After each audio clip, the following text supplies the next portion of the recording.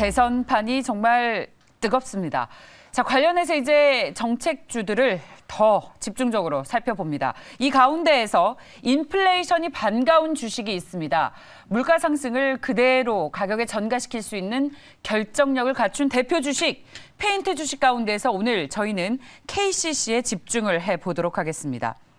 지금이 매수 적기이겠습니까? 아니면 많이 올랐다는 판단을 하고 계실까요? 오늘 맞서 한 판은 알파프로 투자전략팀의 정태근 팀장, DB금융의 김진만 팀장과 함께합니다. 어서 오십시오. 네, 안녕하세요. 네, 안녕하십니까? 두 분께서는 건재자회와 페인트와 같은 이 건설 기자재 관련주들 가운데에서 어떤 섹터에 투자를 하실지 여쭤봤습니다. 여쭤봤더니 저희 김진만 팀장께서는 고효율 전력 부품, 그리고 정태근 팀장께서는 건설주에 투자하시겠다는 이야기를 하셨습니다. 고효율 전력 부품이 네. 저 이게 건설 쪽을 픽하는지 몰랐었는데 일단은 네.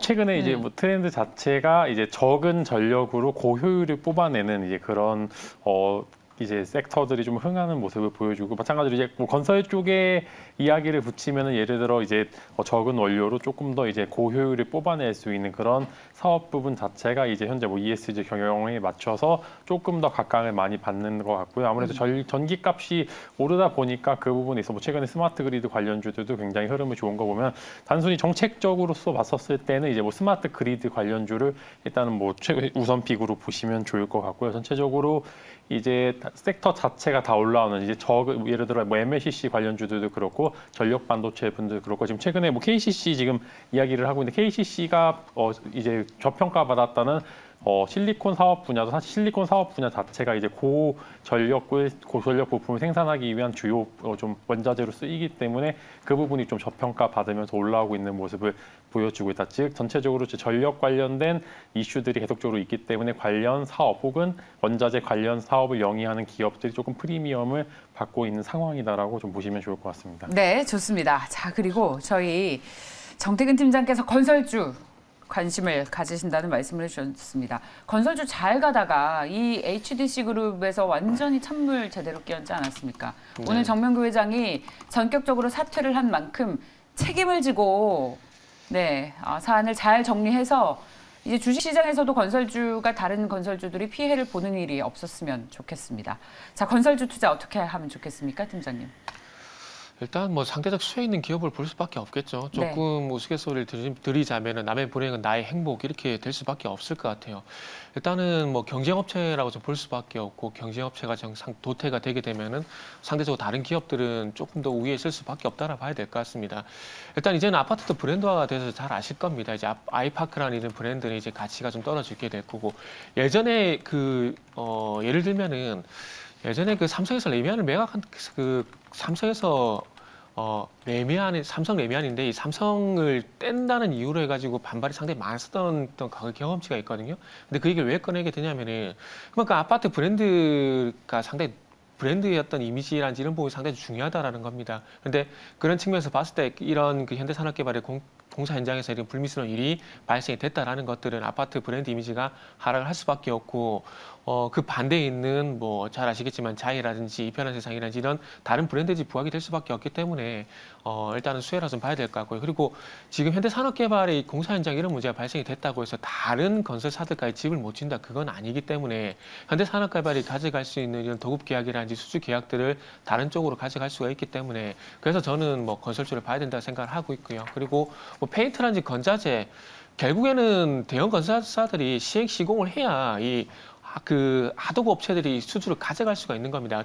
뭐 전방업체들이 뭐 집을 짓지 않는다든지 건설을 하지 않게 된다라면은 뭐 아무리 좋은 인테리어 모델링 뭐 원자재가 있다고 하더라도 결국 수주를 못하면 아무 의미가 없거든요. 그래서 어찌 보면 우리가 원점에서 좀 생각을 해야 될 것 같아요. 그렇기 때문에 뭐 이런 현상들 나타나고, 지금 어떤 뭐 현대산업개발의 이슈라든지, 그리고 앞으로 집을 많이 짓게 될 계기가 있다라든지 이런 부분들을 보게 되면 결국 원초적으로 건설주가 가야 뭐 다른 인테리어라든지 리모델링 관련주도 가기 때문에, 그래서 저는 뭐 그냥 원초적으로 건설주 이렇게 말씀드리고 싶네요. 이 기자재보다는 이제 건설주, 건설회사 주식이 더 좋다. 네. 그렇군요. 근데 상승 탄력은 오늘 저희의 대표 종목도 KCC입니다만 이런 그 밑단에 있는 종목군들의 상승 탄력이 더 좋지 않습니까? KCC가 지금 건자재 때문에 가는 것은 아닙니다. 2주 전에 이 다른 방송에서 언급을 좀 드렸었는데 지금 KCC 같은 경우 유기실리콘이라 가지고 이 유기실리콘 매출이 현재 절반 이상 이제 넘어가고 있는 상황이에요. 그래서 물론 건자재를 안 하는 건 아니지만 매출 기준으로 봤을 때 이제는 물론 건자재보다는 유기실리콘에서 매출이 더 많이 발생되고 있고 그로 인해서 지금 KCC의 주가가 좀 반등을 하고 있다고 보시면 될 것 같습니다. 그래서 KCC를 보실 때 담은 오늘만 보실 게 아니라 지금 1월 4일 날 주가가 25%까지 급등을 했었거든요. 근데 이때 급등할 당시에 주가였던 원동력을 보게 되면 유기실리콘 부분 때문에 일단 상승이 됐다라고 좀 보시면 될 것 같아요. 일단은 유기실리콘 하게 되면 이게 뭐냐라고 좀 생각을 할 수가 있는데 예. 진짜 간단하게 예를 들게 되면은 집에 샤시에 소위 말하는 실리콘 쏜다 그러잖아요. 그게 유기실리콘이라고 보셔도 무방하다고 보시면 될 것 같아요. 샤시를 구성하는 원재료가 유기실리콘. 그 샤시 예. 그 모서리에 예. 접착하기 위해서 실리콘 쏜다 그러잖아요. 그 접착제. 접착제. 그것도 실리콘이라고 보시면 될 것 같아요. 그래서 이게 그걸 만드는 회사. 네. 그래서 지금 무기실리콘하고 유기실리콘이 있기 때문에 이게 둘 다 이게 말씀드리면 헷갈리기 때문에 그래서 유기실리콘이 뭔지에 대해서 간단하게 말씀을 드리면은 그게 유기실리콘이라고 보시면 될 것 같아요. 그래서 원래는 이게 뭐 규소를 분해하고 난 다음에 클로로실란을 만들고 클로로실란에서 염화 메틸을 또 믹싱을 해가지고 또 여기서 나오는 또 실록신을 가지고 이 실록신을 가지고 실리콘 오일, 수지 이런 것들을 만드는데 네. 일단은 조금 전에 말씀드린 그 접착 부분 같은 경우에는 그 실란이라고 그럽니다. 근데 실란이 뭐냐면 실란을 어떤 용도로 쓰냐면은 이게 어떤 특성이 있냐면 보통 열을 가하게 되면은 고무의 특성상 녹아야 정상이거든요. 근데 반대로 실란 같은 경우는 더 단단해집니다. 그러다 보니까 반도체 웨이퍼에도 들어가고 그리고 또 접착하기 힘든 물질들끼리 어떤 접착을 또 유도하는 그런 접착제 역할도 하고 있거든요. 그러다 보니까 건축 현장에 조금 전에 말씀드렸듯이 그 샤시에 실리콘 쏜다고 이제 제가 예를 드렸는데 그런 것처럼 건설 현장에서도 이 접착하기 쉽지 않은 어떤 물체들이 상당히 많습니다. 그래서 그런 것들 접착하는 역할을 하는 게 실란이라 좀 보시면 될 것 같고요. 그리고 최근에 1월 4일 날 또 전기차 관련해서 모멘텀이 좀 발생이 됐는데 이게 그 전기차 같은 경우에는 그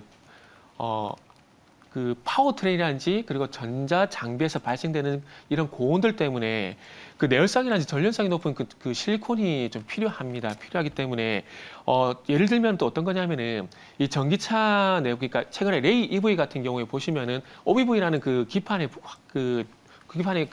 기판이 열을 받아가지고 녹거나 이런 현상이 발생되는 게 상당히 좀 있는데 이 실리콘이 예를 들면은 이런 그 OBV 기판이란지 그리고 전선 피복이란지 이런 부분에 좀 사용이 됩니다. 이런 부분들이. 그래서 이 조금 전에 말씀드렸듯이 실란이라는 것이 고온에서 녹는 게 아니라 도리어 굳는 현상이 발생되다 보니까 이 모터에 그러니까 전기차 파워트레인에 들어가는 모터라든지 그리고 전자 장비라든지 전선 피복에 이 실리콘이 사용이 돼요. 그러다 보니까 이 KCC가 그 연유로 해서 1월 4일 날 급등이 나왔었던 거고 지금은 그 급등 이후에 조정을 거치고 난 다음에 다시 2차 상승이 나오는 계단식 상승이 나오는 초입 구간이라고 보시면 될 것 같습니다. 그래서 다시 말씀드리지만은 KCC가 건자재 사업을 안 하는 게 아닙니다. 지금은 건자재 사업보다 단지 유기실리콘에서 발생되는 매출이 더 크기 때문에 네. 지금은 KCC를 건자재 업체라기보다 순수 건자재라고 보기보다는 예. 유기실리콘 업체라고 보는 게 좀 더 맞다라고 생각이 들어서 좀 얘기가 길어졌습니다. 유기실리콘 업체는 건자재 업체가 아닙니까? 건자재에 들어가는 거 아닙니까? 건자재 들어간 게 맞는데 굳이 KCC의 매출 구조를 보게 되면 유기실리콘 52%, 건자재 38% 이렇게 나눠놨기 때문에 그럼 유기실리콘은 어떤 섹터예요? 유기실리콘 화학 섹터라 봐야죠. 무슨 굳이 섹터로 나누면 관련주라고 해야 돼요? 이게 그 규소 있잖아요. 그 태양광 웨이프 아시죠? 갈수록 화학 수업을 듣고 있는 것 같습니다. 그래서 제가 이게 어렵기 때문에 유기실리콘 예. 계속 들으면 어렵거든요. 그래서 제가 예. 저도 말씀드린 게 소위 샤시에 실리콘 쏘는 그거를 예를 드는 게 그런 맥락이라고 보시면 될 것 같아요. 그래서 굳이 분리를 하자면은 유기실리콘은 화학이라고 보는 게 맞아요. 화학. 그렇다면 KCC의 주가가 움직이는 가장 큰 원동력은 뭡니까? 저희 이제 팀장님께 여쭤볼게요. 네. 그 건자재 관련주들이 움직일 때 움직이고, 네, 저희 또 오늘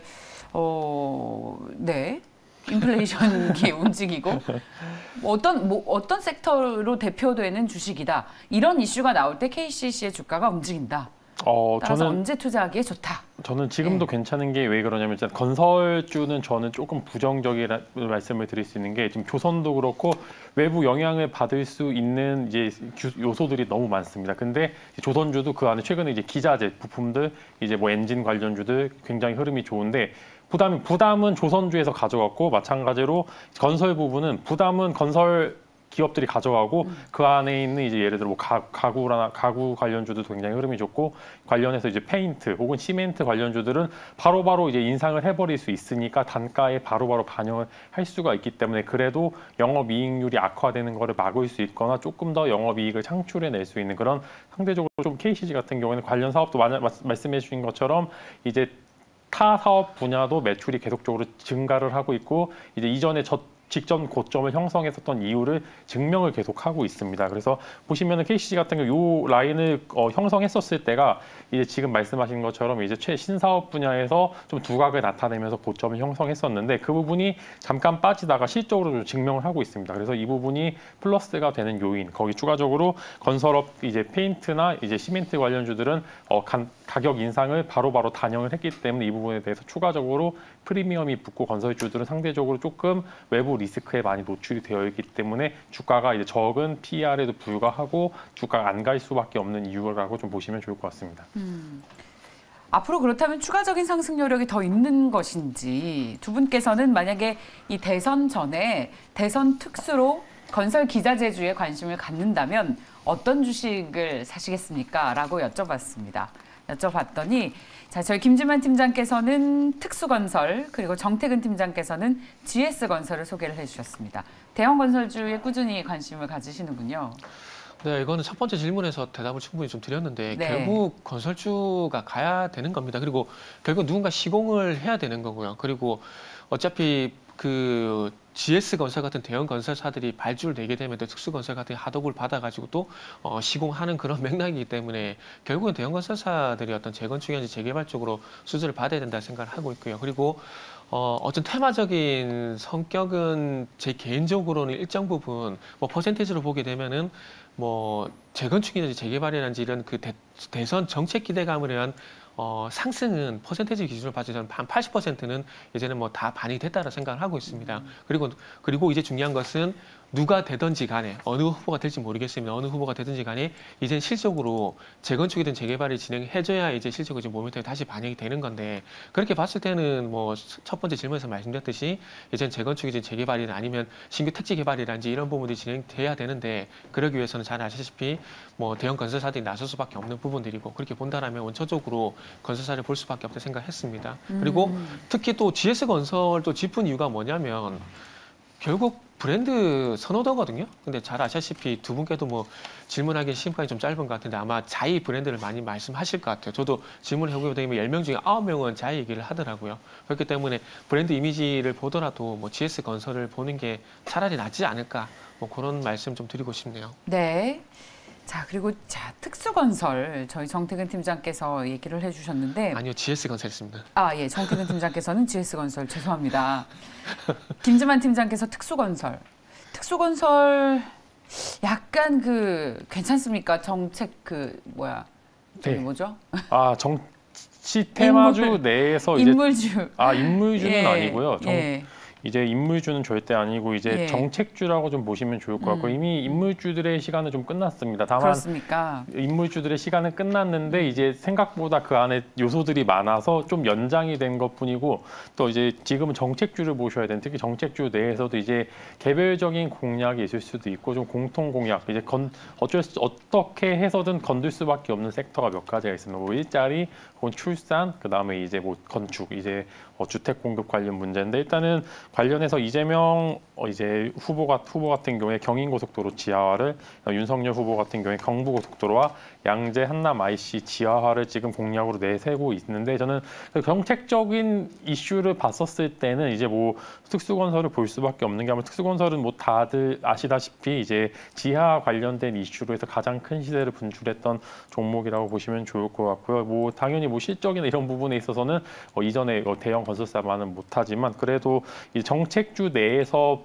본다면 건설주들은 저는 상대적으로 부담이 있을 수도 있을 것 같다라는 말씀과 함께 오히려 그렇게 된다면은 정책적인 이슈를 타고 있는 기업들을 공략을 해보시는 게 좋을 것 같고요. 막 이게 차트상으로도 이전에 직전 고점에서 그렇게 크게 오르지 않은 바닥에서 조금씩 올라오는 모습을 보여주고 있기 때문에 당연히 급등과 급락을 반복할 가능성이 굉장히 크겠지만 단발적인 혹은 그래도 대선이 지속되고 있는 상황에서는 계속적인 시세를 받을 수 있는 가능성이 존재를 하기 때문에 정책주 수혜로서는 특수건설을 좀 보시는 게 좋을 것 같다라는 말씀 드릴 수 있을 것 같습니다. 네, 잘 들었습니다. 자, 지금 현재 시장이 오늘 좀 월요일장인데 부담을 계속 느끼네요. 코스피와 코스닥 모두 1% 넘게 하락하면서 장중 저점을 계속해서 낮추고 있습니다. 달러에 대한 원화의 환율도 1,190원까지 올라서 좀 시장에 수급 부담을 더 하고 있습니다.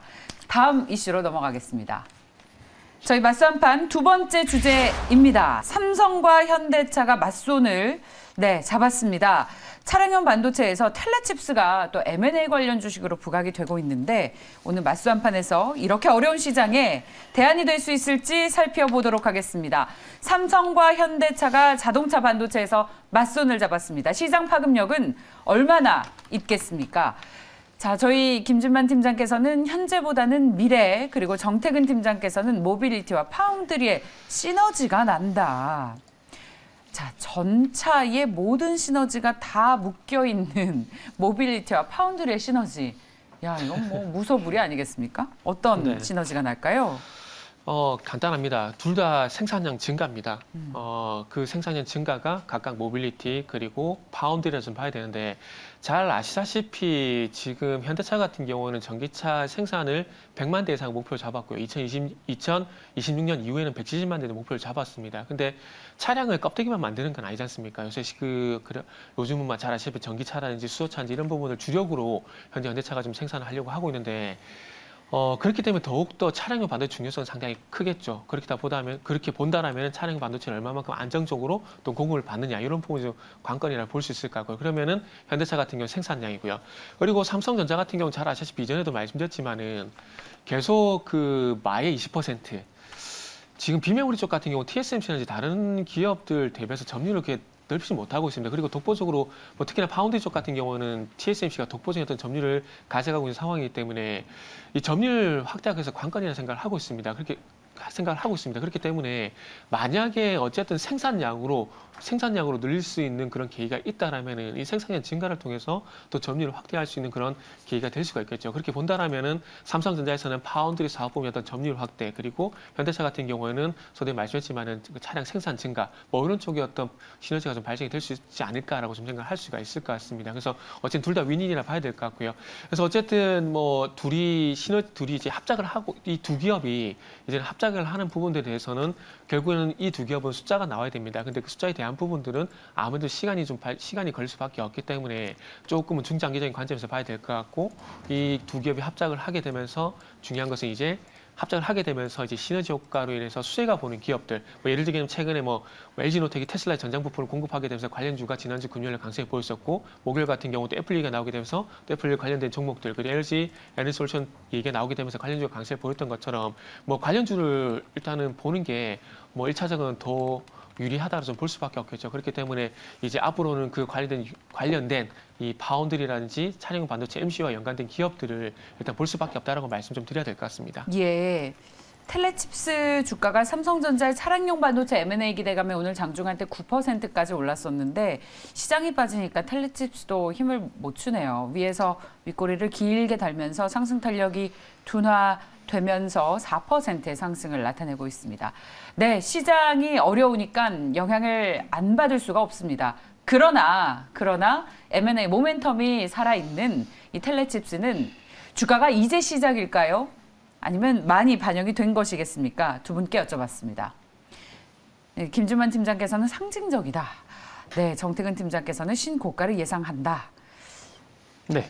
상징적이라서 더 오른다는 겁니까? 만다는 겁니까? 저는 일단은 이게 관련된 이슈로 오르는 건 맞는데 실제로 삼성이 이제 인수 관련된 이야기가 나오면은 되게 상징적으로 오르는 종목들이 몇 가지가 있습니다. 예를 들어 뭐 AD 칩스라든지 네. 차량용 반도체 분야에서 사실 텔레 칩스가 대장이 맞는데 저는 그래서 신고가는 이미 오늘 이제 형성을 한 것으로 보이고요. 오늘 고가가 이제 신고가였었는데 저는 이제 차량용 반도체 팹리스 기업이기 때문에 앞으로 상장성은 두드러질 수 있으나 현재 주가를 유지할 수 있는 그런 모멘텀은 약간 부족하지 않나. 지금은 보시면은 그냥 단순히 기대감으로만 오른 거기 때문에 저는 삼성이 국내에서 인수할 기업은 없다고 보기 때문에 이제 그 정도의 경쟁력을 갖춘 기업은 저는 없다고 판단을 하기 때문에 저는 일단은 그런 이슈로만 봤었을 때 현재 고점이 아마 이제 마무리가 되지 않을까라는 말씀과 함께 이제 여기서 텔레칩스가 외형적 성장을 이뤄내게 된다면은 여기서 주가를 유지할 수 있는 원동력이 되겠지만 현재 자체는 그렇게 모멘텀이 부족하다라는 말씀과 함께 일단 오늘 단기적으로 윗꼬리를 많이 남겼는데 저는 여기서 1차적으로 한 2만 원대 지지가 나온다면 다시 한번 전고를 트라이할 수 있는 이제 기술적 반등이 다시 한번 나올 수 있다고 보고요. 그렇지 않다면은 당분간은 이제 한 2만 원에서 18,000원 사이 시세를 좀 유지하지 않을까라는 그런 말씀을 드릴 수가 있을 것 같습니다. 그렇군요. 상승 탄력은 제한적일 것이다라는 이야기를 해주셨습니다. 그렇다면 두 분께 여쭤봤습니다. 차량용 반도체 부분에서 어떤 종목이 탑픽이겠습니까? 삼성이 M&A를 얘기를 한 만큼 관련 기업들에 대한 기대감은 계속 나오고 있는데 두 분께서는 어떤 종목을 탑픽으로 꼽아주셨을까요? 정태근 팀장께서는 IAE 그리고 김지만 팀장께서는 해성DS를 꼽아주셨습니다. 어떤 논리로 접근하겠습니까? 일단은 말 그대로 연관성이 있는 기업을 좀 봐야 되는데 그러다 보니까 조금은 뭐 M&A 이슈로 부각된 종목들 외에 뭐 다른 종목이 뭐가 있을까 고민을 하다 보니까 IA를 선택을 좀 하게 됐습니다. 일단 IA 같은 게 2009년도에 현대차, 기아와 자동차용 반도체 국산화 계약을 하면서 그동안 이렇게 사업을 계속해서 유지를 해왔다는 부분들. 그러니까 이런 아이디어를 좀 말씀드릴 수밖에 없는 것들이 일단 뭐 최근에 잘 아시다시피 지난주 금요일 오디텍을 한번 예를 들어보게 되면은 LG노텍이 어쨌든 테슬라 쪽에 전장 카메라를 공급을 하게 되면서 그와 연관해서 LG노텍과 사업하고 있는 기업인 오디텍이 좀 부각이 됐거든요. 그래서 그런 맥락에서 보게 되면은 뭐 삼성전자는 기업의 상태가 좀 많고요. 그리고 현대차, 기아 같은 경우 차량용 반도체가 아직까지 언급이 된 기업들이 그렇게 많지가 않습니다. 그리고 실적으로 사업하고 있는 회사들도 마찬가지고요. 그래서 그런 측면에서 보게 된다면 오디텍이라는 어떤 한번 사례를 참고해 보게 된다면은 그래서 실적으로 어떤 사업을 하고 있는 뭐 IA가 IA가 좀 신선하지 않을까라는 측면에서 일단 준비를 했다라고 보시면 될 것 같습니다. 그리고 뭐 단순 테마로 해서 뜬금없는 뭐 실제 없는 테마라기보다는 서두에 말씀드렸듯이 2009년부터 현대차, 기아와 차량용 반도체 관련해서 사업 진행을 하고 있는 상황이기 때문에 뭐 그런 측면에서 보게 된다면 가장 좀 연관성이 있다라고 판단을 했습니다. 그러다 보니까 좀 저가주이긴 하지만 스몰캡이긴 하지만 그럼에도 불구하고 IA를 선택한 이유라고 보시면 될 것 같습니다. 좋습니다. EA. 네, IAE 잘 봤습니다. 자, 두 분과 함께 차량용 반도체 탑픽까지 들어봤고요. 시장 얘기를 잠시 하고 보내드리겠습니다. 네. 자, 코스피와 코스닥 양시장 모두 1% 넘게 떨어지고 있는데 환율도 함께 올라서 해외에 어떤 부담이 있나 살펴봤더니 해외는 큰 모멘텀은 없는 것 같습니다. 미국의 나스닥과 S&P 선물 지수는 약보합이고 그런데 일본은 견조한 플러스권을 유지를 하는 것을 보니까 국내의 이슈인 것으로 풀이가 되고 있습니다. 기관 투자자들은 금융 투자를 중심으로 매도하고 있고 특히 외국인 투자자들이 현선물 시장에서 매도 우위로 대응하면서 현재 시장에 부담이 되고 있는데 자, 두 분께서는 오늘 시장의 하락을 어떻게 진단을 하시는지 좀 여쭤보도록 하겠습니다. 특히 LG이노텍이 그동안 시장에서 많이 오르다가 오늘은 그야말로 낙폭이 굉장히 커서 저는 LG에너지솔루션상 내일 청약을 앞두고 일단 수급을 다 빼고 있는 그런 분위기인 것으로 보인다. 네, 저도 굉장히 동의하는 편인데 지금 보시면은 거래량이 굉장히 많은 것도 아니라 이제 뭐 개인의 일방적인 매수세가 동반이 되는 상황도 아닌데 전체적으로 수급 자체가 많이 좀 꼬였다는 느낌을 좀 강하게 받고 있습니다. 그래서 일단은 LG에너지솔루션의 청약 이후에 나오는 환불금 이후에 지금 그 환불금이 과연 주식 시장으로 얼만큼 낙수 효과를 불러일으키지가 좀 긍정적으로 됐으면 좋겠는데 일단은 보시면은 코스피 같은 경우에 시가총액 1위부터 20위권 기업 중에 지금 네이버를 제외하고는 모두 이제 마이너스 상황을 보여주고 있고 코스닥은 마찬가지로 낙폭이 좀 더 과대한데 아무래도 엘트리온 쪽에 좀 어느 정도 문제가 있어서 지금 낙폭이 나오고 있는데요. 전체적으로 아직은 이제 그런 시장의 거래 대금이 말라기 때문에 적은 이제 거래량에 조금 더 이제 강하게 음봉이 나오고 있는데 저는 일단은 단기적으로는 이런 추세가 이어지지 않을까라는 좀 불안감이 좀 지속이 되고 있고 특히 코스닥 같은 경우에 지금 이제 저점을 계속 갱신을 하고 있습니다. 그래서 저는 이게 어느 정도 수급이 손바뀜이 있어야 되지 좀 긍정적인 시그널이 이어질 것 같은데 현재 모멘텀 자체가 코스닥 같은 게 조금 더 부족하다라는 말씀과 함께 보여줘야 됩니다. 이제 코스닥 상장 기업들 특히 이제 상위권 기업들 같은 경우에는 워낙 이제 많이 바뀌었고 손바뀜도 많이 일어난 상황이기 때문에 이 시가총액을 증명할 수 있는 이제 기타 영업이익이라든지 매출 혹은 여러 가지 뉴스를 양산하지 않으면은 아무래도 이런 약세장이 계속 지속될 것으로 좀 보고요. 코스피 같은 경우 상대적으로 그래도 코스닥보다는 훨씬 낮지만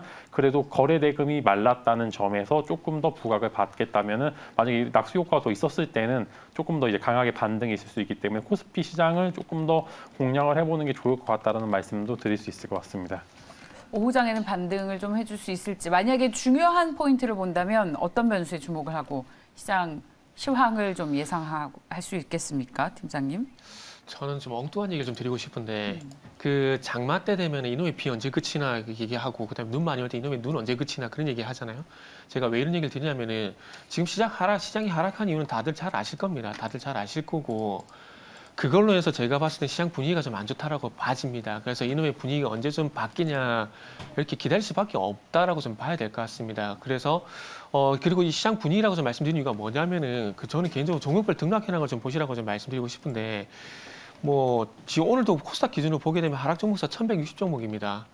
그리고 제약 섹터가 빠지고 있고요. 저는 제약 섹터와 종목별 등락현황이 동반적으로 안 좋다라는 건 다른 영향도 있겠지만 저는 결론적으로 시장 분위기라 생각을 좀 하고 있거든요. 투자 심리라고 생각을 하고 있습니다. 그래서 제가 볼 때는 투자 심리가 바뀌기 전까지는 지금의 어떤 상황이 나아지지 않을 것 같아요. 그리고 갑자기 왜 이런 현상이 나타나지? 그런 현상이 나타날 때 아마 시장이 좀 반전이 나타날 것 같고 그래서 서두에 좀 우스갯소리를 드렸지만은 시장이 빠진 이유는 다들 잘 알고 계시고요. 그리고 그 연유로 해서 시장이 계속해서 좀 발목이 잡히고 있는 상황입니다. 그렇기 때문에 이놈의 비가 언제 그치나라고 생각하고 지금은 인내를 가지고 좀 기다리시는 게 맞다라고 생각을 하고 있고요. 굳이 개별주 매매가 가능하신 분들은 개별주 매매 가능하시되 저는 개인적으로 좀 관망을 하시면서 그래도 현금 가지고 있는 게 좀 낫지 않을까라는 말씀 좀 드리고 싶네요. 그렇군요. 아직은 저점을 확인했다 들어가자라는 것이 아니라 좀 더 관망하자라는 말씀을 주셨습니다. 오늘 투자 심리가 많이 위축될 것이 개인 투자자분들이 많이 가지고 계실 셀트리온 그룹주들이 신저가를 기록하고 있고 그동안 시장에서 거의 유일한 그리고 대장이었던 LG 이노텍도 그동안의 상승분을 좀 반납을 하면서 장대 음봉이 나오고 있습니다. 자, 맞수 한판 알파프로 투자전략팀의 정태근 팀장, DB금융의 김진만 팀장과 함께했습니다. 고맙습니다. 네, 감사합니다.